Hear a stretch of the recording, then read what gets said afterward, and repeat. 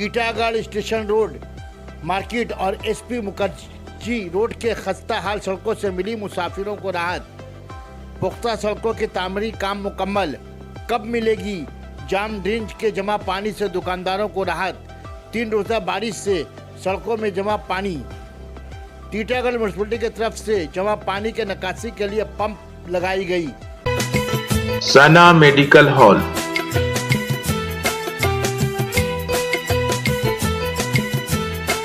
%10 discount on every medicine. Oxygen cylinder also available.